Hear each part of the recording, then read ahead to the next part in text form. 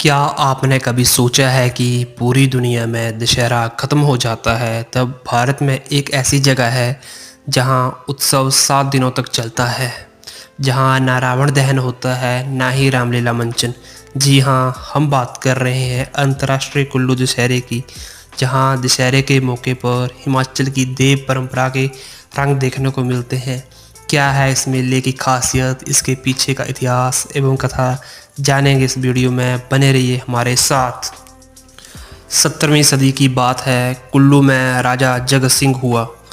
कुल्लू राज्य में मणिकर्ण की ओर एक गांव है टीपरी।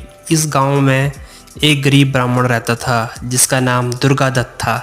ब्राह्मण थोड़ा बहुत कमाता था और किसी तरह अपना गुजर बसर करता था। ब्राह्मण से उसके पड़ोसी किसी कारणवश बहुत चिढ़ते थे।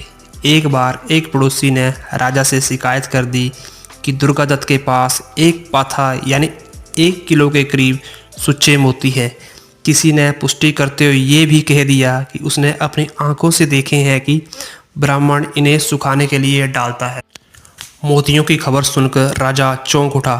मोती मोती तो राज्य लक्ष्मी है, राजा की संपत्ति है। कंगाल ब्राह्मण के घर मोतियों का क्या काम। एक बार राजा मणिकर्ण की ओर जा रहा था तो उसने मोती लाने के लिए अपने आदमी ब्राह्मण के पास भेजे। राजा के आदमियों ने ब्राह्मण को बहुत तंग किया। मोती निकलवाने चाहे, मोती तो थे नहीं। ब्राह्मण कैसे विश्वास दिलाता कि राजा की खबर झूठी है। आखिर में उसने कह दिया कि जब राजा वापस लौटेगा तो उन्हें मोती वापस कर देगा।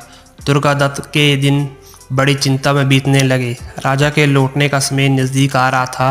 अंततः उसने मन ही मन एक हल ढूंढ निकाला।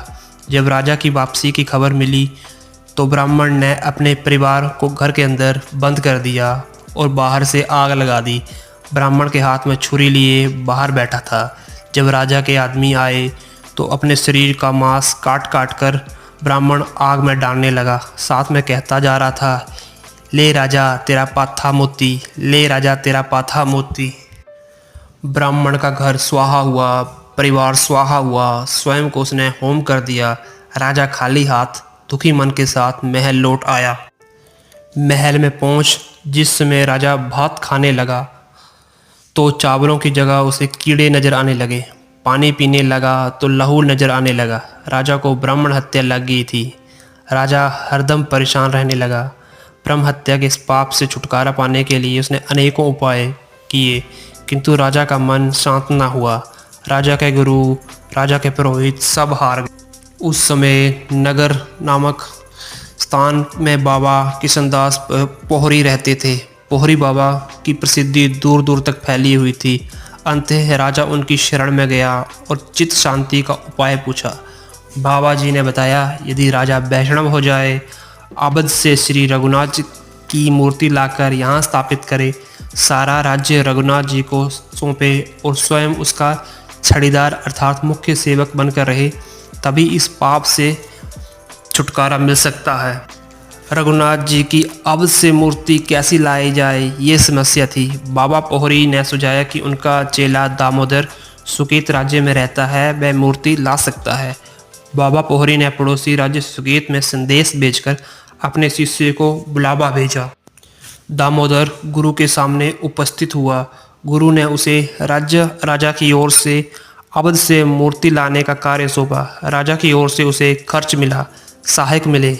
राजा ने कुल्लू से अवध तक 20-20 कोस पर हरारे तैनात किए। दामोदर गोसाई अवध जा पहुंचा। वहाँ मंदिर में पुजारी का चेला बन गया और हर रोज़ मंदिर जाने लगा। जब पुजारियों को उस पर पूरा विश्वास हो गया तो वे एक दिन मौका पाकर मूर्ति ले भागा।